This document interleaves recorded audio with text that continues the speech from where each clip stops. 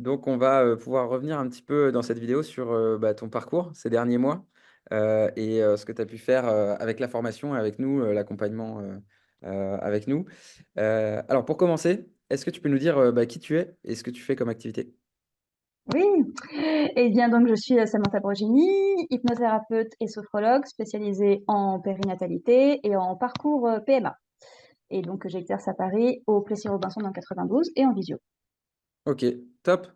Et donc, est-ce que tu peux m'expliquer un petit peu, voilà, qu'est-ce qui t'a amené à faire cette activité et puis voilà, ton parcours jusqu'à justement ce sujet aussi de la périnatalité et de la PMA? Oui, alors donc moi j'ai commencé, je me suis reconvertie donc dans les métiers de la relation d'aide, hypnose et sophrologie j'ai commencé en 2018 et puis je me suis vraiment lancée en 2019. D'abord en général, assez rapidement, je me suis recentrée sur la périnatalité parce que j'ai eu une opportunité avec un endroit qui reçoit des futures et jeunes mamans qui proposait des ateliers. Du coup, j'ai pu en faire là-bas et ça m'intéressait aussi parce que moi, j'étais en plein dedans au niveau de la périnatalité. Et comme ça, la périnatalité, ça a duré un moment. Et puis en même temps, la PMA, ça m'intéressait aussi pour à la fois une prise de conscience perso qui était que moi, étant passée par là, je me suis rendu compte que quand on a envie d'être accompagné, c'est quand même bien mieux quand on est accompagné de quelqu'un qui connaît les process et qui sait un peu de quoi on parle et qu'on n'a pas besoin de tout réexpliquer à chaque fois. Et puis d'un point de vue complètement stratégie professionnelle, c'est vrai que la périnatalité, il y a quand même beaucoup de concurrence. Il y a aussi des sages-femmes qui font de l'hypnose ou de la sophrologie, qui peuvent rentrer dans les cours de préparation à l'accouchement. Donc c'est vrai que ça faisait quand même beaucoup de concurrence, là où la PMA, c'est quand même encore une niche où il y a finalement peu de gens qui sont spécialisés dans le sujet. Donc c'est pour ça que je me suis encore plus recentrée sur la PMA, en tout cas dans la communication que je fais. Ok, ok, top. Et du coup, c'était quoi les enjeux pour toi avec cette activité? T'en vis hein, pleinement aujourd'hui, je crois. C'était quoi l'enjeu quand tu t'es lancé un petit peu là-dedans, justement? L'enjeu, c'était d'en vivre, justement, puisque alors moi, je me suis lancée juste avant le premier confinement, donc c'était pas du tout le meilleur moment pour se lancer, ce qui fait que moi, je voulais me lancer dès le début complètement, et en fait, j'ai gardé un pied dans mon ancien métier encore jusqu'à septembre 2022 quand même. Donc l'enjeu, c'était évidemment d'en vivre, c'était pas si simple. Le confinement étant passé par là, moi aussi, j'ai eu une espèce de croyance qu'il fallait beaucoup de temps pour que ça se mette en place. Et là, l'idée, c'était voilà, de pouvoir en vivre, de pouvoir survivre à la concurrence aussi, étant à Paris, en région parisienne, voilà, fallait se démarquer aussi. Ouais. Donc c'est pour ça que je me suis aussi spécialisée. Ouais. Euh, et, euh, et du coup, ouais, quand tu t'es lancé, toi, en termes de chiffres, il fallait que et que tu sois capable d'avoir ton salaire. En vivre, pour toi, c'est à peu près quoi le niveau Alors moi, j'avais tablé sur une arrivée, disons, à 4 000 € de chiffre d'affaires. Ouais, Euh, que j'ai pas encore atteint, mais bientôt, ouais, j'espère. En tout cas, l'idée, c'était de me dire que au début, je me disais, je me laisse le temps, et l'idée, c'est d'arriver à 4 000 €. Le temps passant et ça augmentait pas trop, trop, trop, c'est là où voilà, il y a eu des remises en question aussi. ouais, ok. Et qu'est-ce qui était difficile justement pour toi? C'était quoi les freins que tu avais maintenant que tu vois un peu la différence de cette période où ça augmentait pas trop trop justement? Les freins que j'avais, c'était que j'ai fait plein de mauvais choix déjà. J'ai tenté la pub Google, mais en version automatique, enfin directement générée par Google avec 3 mots-clés, et puis hop, c'est parti, la campagne intelligente qui elle n'a pas donné grand-chose. Pendant longtemps, j'ai compté aussi sur Doctolib. À l'époque, on pouvait encore être dessus, et en fait, j'ai dépensé beaucoup d'argent dans Doctolib pour très très peu de personnes qui venaient par là. J'ai compté aussi sur des recommandations justement de partenaires, de sages-femmes, d'ostéopathes et tout ça, qui fonctionnaient un peu, et c'est d'ailleurs ça qui me faisait fonctionner, mais en fait, ça fonctionnait pas suffisamment pour me faire un chiffre d'affaires conséquent. Et tout ça fait que les mauvais choix s'accumulant et moi essayant d'ajuster ce que je pouvais ajuster, mais sans vraiment savoir, enfin, j'y allais un peu à tâtons et à l'aveugle.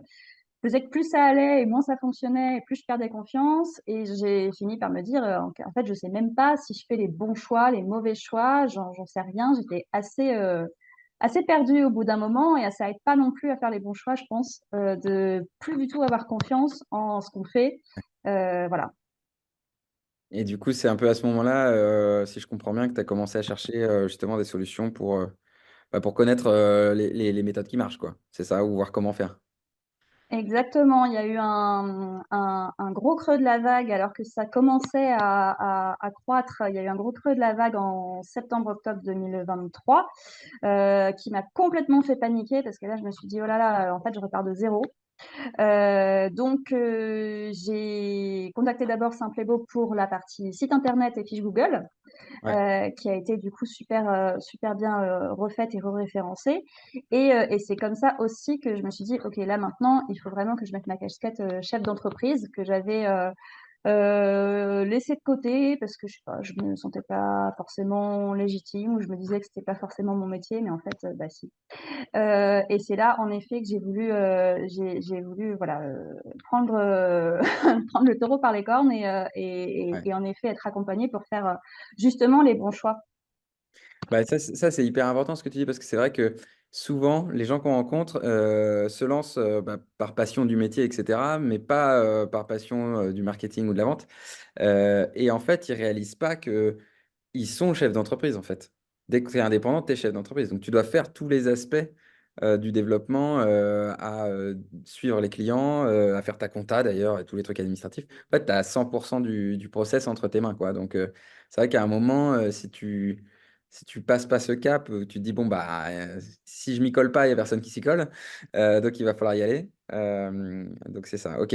Et donc, du coup, quand tu as fait un peu cette prise de conscience, qu'est-ce qui t'a amené à prendre la décision justement de te faire accompagner sur ce type de format? Quelqu'un qui t'apprend à faire plutôt que de passer par des prestataires ou autre, parce que c'est aussi un truc qu'on voit souvent. Bah parce que je suis un peu maniaque du contrôle et que du coup, je préférais toujours garder la main sur les choses. D'ailleurs, au début, c'est moi qui avais fait mon site internet et c'est vraiment parce que le référencement naturel fonctionnait pas du tout que je me suis résolue à passer par un prestataire, en l'occurrence Simplego, qui me permet en plus d'avoir quand même la main sur le contenu et tout ça. Mais c'est vrai que voilà, pour garder le contrôle sur les choses, je préférais avoir moi les clés plutôt que de laisser tout à un prestataire et puis de pas vraiment savoir ce que le prestataire fait. Et puis, bah, si ça fonctionne, c'est super, mais je sais toujours pas ce qu'il fait. Donc c'est pour ça que j'ai préféré passer par la case formation pour savoir faire finalement. Ouais, ok. Ok, et du coup, une fois que tu es venu sur la formation avec nous, est-ce que tu peux nous dire en deux mots, hein, mais quelles sont les choses que tu as mis en place un peu dans le déroulé et qui font bah, que ça t'a débloqué sur la suite? Bah alors, ce que j'ai mis en place déjà, c'est en effet de pouvoir utiliser la pub Google correctement. C'est-à-dire avec les paramètres manuels qui sont, voilà, j'ai mis du temps à me faire à la plateforme parce que ça me paraissait extrêmement compliqué. Et le fait de faire ça, ça a vraiment changé la rentabilité et maintenant la pub fonctionne, même quand elle fonctionne un peu moins parce que c'est des périodes un peu creuses, elle fonctionne quand même, donc ça change tout. Et puis aussi, bah, finalement, prendre un certain recul sur les choses, pouvoir aussi analyser ce qui fonctionne pas, et comme ça, pouvoir reprendre aussi confiance, moi, en ce que je mets en place et pas me mettre à paniquer dès que j'ai une annulation ou quelque chose qui n'était pas prévu. Voilà. Ouais, tu me parlais tout à l'heure des hauts débats, effectivement, quand tu as des mois qui vont moins bien, des coups ouais, de conjoncture parfois, et on en a tous, mais en fait, c'est la manière dont on réagit qui fait aussi beaucoup les choses. Et puis ouais, quand tu contrôles un peu ton système ou ce que tu mets en place, bah, en fait, tu sais comment gérer. Il y a des moments où tu vas appuyer plus, des moments où c'est pas grave, des moments où de toute façon tu vas prendre des congés aussi. Donc, il faut pouvoir gérer en fait ton activité et savoir être en contrôle justement des bons éléments. Euh, ok, donc ça c'est un truc. Et du coup, en termes de chiffre d'affaires justement. Ça donne quoi pour toi? Je crois que tu me disais avant la formation que tu étais loin du compte, hein, ton objectif, c'était les Mm, 4 000. Tu étais, je crois, mm. je sais pas, tu me disais vers les 1 000, je crois même pas, un petit peu en dessous, Ouais, c'était combien? à peine, À à peine. peine. J'étais, alors, bah, avant le creux de septembre-octobre, j'étais à ouais, 800-900. Septembre-octobre, je suis descendue à 500. Enfin, c'était dramatique. Et après, je suis remontée doucement le temps de la formation et remontée jusqu'à 2500 à peu près. Ouais, euh, qui se tient à peu près là, voilà, sur les mois là en cours. Et voilà, je pense que d'ici la fin de l'année, je pourrais arriver aux 3000 et puis l'année prochaine, 4000. Enfin, ouais. ça me paraît, là, pour le coup, ça me paraît réaliste. Ouais. Ce qu'il faut voir aussi, c'est que ouais, tu me disais, là, tu n'étais pas au 1 000, tu étais en dessous, ça c'était en décembre. Et puis en fait, les 2 600, c'était en mars, je crois bien, que tu les avais atteints la Oui, première fois. exactement, c'était En en fait, le mars, temps ouais. qu'on mette les choses en place, et hop, Mm, ça a marché assez vite mm, en 3 mois, quoi. Euh, exactement. et donc, ouais, donc là, ça fait une diff parce que avant, ben, en gros, moins de 1 000, on est d'accord que tu payais tes charges et puis ça allait pas beaucoup plus loin. Alors que là, maintenant, tu te payes un salaire, quoi. Ouais, ouais, carrément. Bah, là, ça a vraiment tout changé, c'est-à-dire que le gap, je l'ai bien vu. Je l'ai bien Ouais, vu. Et puis, ça me permet vraiment de, de, en effet, me payer un salaire, bien que, effectivement, j'ai un budget pub qui soit conséquent. Ça me permet quand même de me payer un salaire. Et c'est peut-être là aussi que la formation a été vachement utile pour moi. C'est que moi, j'avais très, très peur de dépenser un centime en me disant, mais en fait, ce centime-là que je dépense dans de la pub, par exemple, bah, c'est pas sûr du tout que je le retrouve à l'arrivée et que je puisse me ouais, payer avec à un moment. Et voilà, le fait de passer le cap aussi, de me dire, bah voilà, ton budget pub, il a le droit d'exister aussi et que ça me permet quand même de me payer un salaire raisonnable, même si je suis pas encore arrivée au bout de l'objectif, c'est quand même déjà énorme. ouais. Et ça, c'est important ce que tu dis parce que c'est vrai qu'il y a beaucoup de gens qui ont peur de toujours investir. Alors qu'en fait, quand on prend un peu de recul, dans n'importe quelle entreprise, il y a un budget marketing, il y a des commerciaux, et donc il y a un budget pour acquérir des nouveaux clients et après un budget bien sûr aussi pour les suivre et les accompagner. Mais donc, du coup, il y a aucune activité qui a zéro budget pour attirer des nouveaux clients. C'est juste qu'effectivement, quand on est tout seul et quand on se lance, on n'a pas trop conscience de ça, quoi.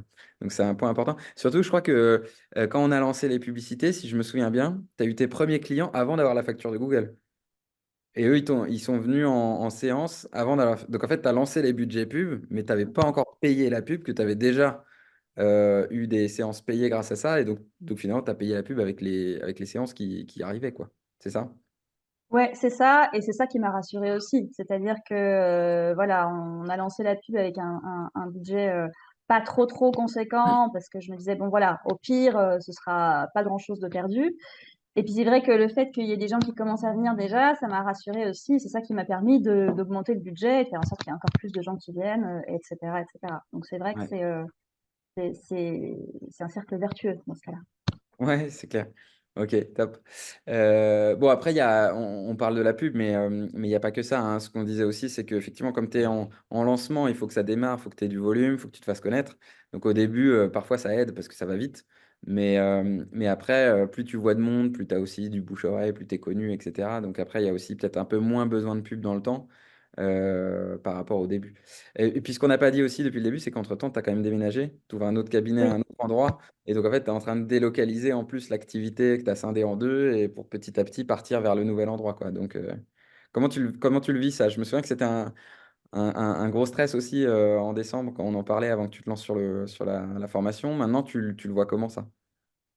Bah maintenant que ça c'est en train de fonctionner, je le vois bien, forcément. Mais oui, oui, bah, d'ailleurs, c'est une des raisons aussi qui m'a fait faire appel à toi et à la formation parce que j'avais très très peur de déménager, de délocaliser le cabinet, de me dire que le peu que j'avais fait dans le 15e, c'était fichu parce que j'allais devoir tout refaire.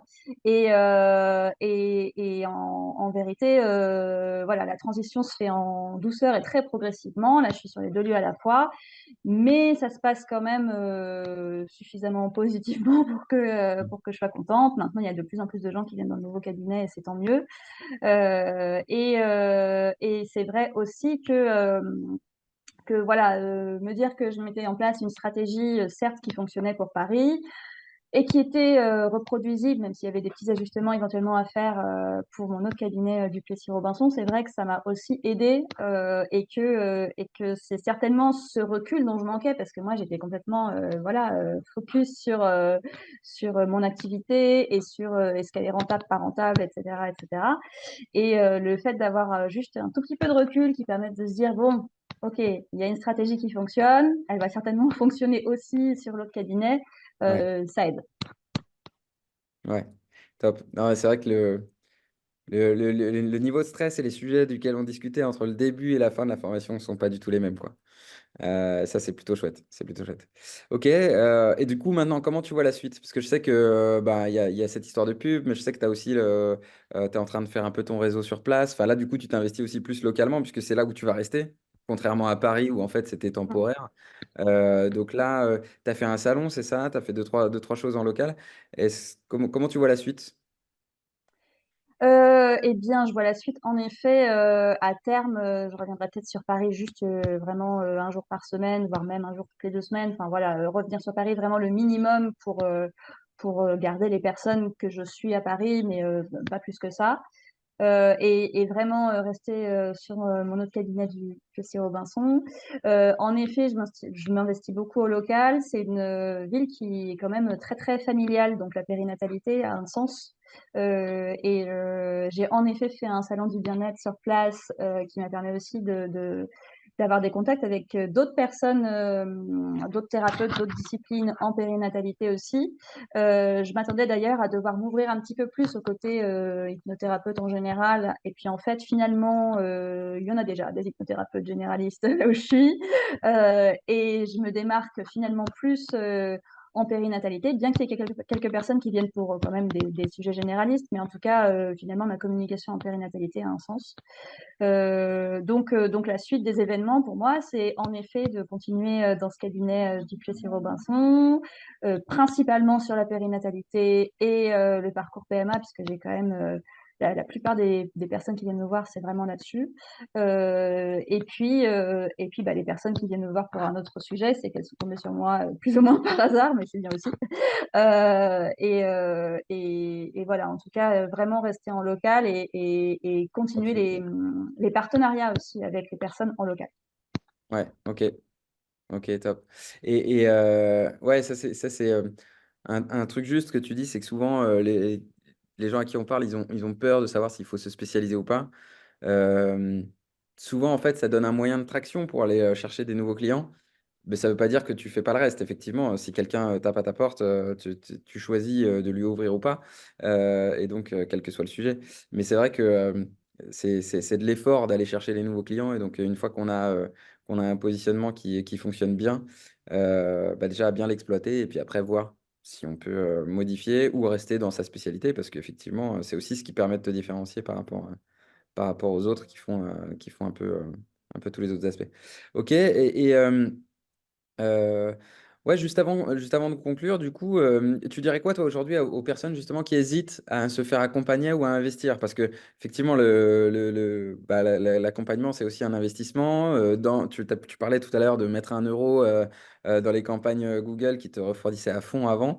Bon, finalement, qu'est-ce que tu dirais, qu'est-ce que tu donnerais comme conseil justement à des gens qui hésitent à investir pour développer leur activité? Bah, je dirais déjà que avant, enfin quand je faisais tout toute seule, quoi, et que j'avais ni formation ni accompagnement, j'ai quand même fait beaucoup d'erreurs. Je pense que toutes les erreurs, je les ai faites. Alors on dit qu'on apprend de nos erreurs et tout, ce qui est vrai si on apprend, mais quand on ne sait pas comment rebondir après l'erreur et quoi faire autrement, c'est compliqué. Donc voilà, moi si j'avais fait cette formation-là peut-être il y a 1 an ou deux, bah, j'aurais gagné 1 an ou deux, quoi. Donc c'est quand même toujours, voilà. Et puis surtout, moi, ce que j'ai remarqué sur cette formation-là, c'est que ça a été un coup d'accélérateur phénoménal. Donc, bah, voilà, plus tôt on le fait, et mieux c'est, à mon sens. Et que pour le coup, bah, justement, c'est un investissement. Donc, quand il y a investissement, en général, il y a retour sur investissement. Ouais, Et en tout cas, moi, je l'ai vraiment vu comme ça. Et en effet, il y a eu un avant et un après. Donc, je pense que c'est vraiment c'est peut-être un investissement en argent, mais c'est un gain de temps. Ça, c'est sûr. ouais, ouais. Parfois, c'est aussi un truc que je dis, on se rend pas compte, mais parce que souvent les gens me disent, mais moi, j'ai pas beaucoup de budget, mais j'ai beaucoup de temps. Et le truc, c'est que, en fait, c'est trompeur de penser comme ça parce que le temps, c'est le seul truc, en fait, qu'on dispose en quantité limitée. Alors que si on l'utilise bien, bah, l'argent, à un moment, il y en a, des fois, il y en a moins, ça va, ça vient, mais ça peut fluctuer. Alors que le temps, bah, en fait, non, les jours passent, les semaines passent, les mois passent, les années passent. Et du coup, effectivement, quand on perd 1 an, 2 ans, 3 ans, bah, en fait, ça peut coûter beaucoup, beaucoup, finalement. Donc, super, super conseil. Ok. Bon, alors du coup, merci hein, pour tout ce témoignage. Peut-être juste avant qu'on parte, puisque tu aides les personnes sur la périnatalité ou pour les parcours PMA, s'il y en a qui voient cette vidéo, il faut peut-être leur dire comment ils peuvent te trouver. Du coup, s'ils sont en région parisienne, le Plessis-Robinson, donc on est au sud, comment ils font pour te trouver? Et je fais de la visio aussi, donc moi j'ai des gens partout, même Aussi même, aux ouais. quatre coins du monde. Alors, donc pour me trouver, bah, il y a mon site internet www.samanthabrogini.com et il y a mon Instagram et mon Facebook, c'est samantha.pma.périnatalité. Ok, top. Bon, on mettra les liens de toute façon en description de la vidéo, comme ça ceux qui veulent pourront te contacter directement. Top, bah, merci beaucoup, Samantha. J'espère que bah, maintenant que le déménagement est fait et que tout est reparti sur le nouveau cabinet, j'espère que l'objectif va arriver très vite. En tout cas, il a l'air d'être en bonne voie, puisque du coup, tu as passé vraiment un palier et que du coup, il n'y a il y a plus qu'à passer le suivant maintenant. Donc c'est top. Et puis, bah, j'espère à très bientôt. Merci encore. Et puis plein de succès pour la suite. Merci. Eh ben, merci à toi.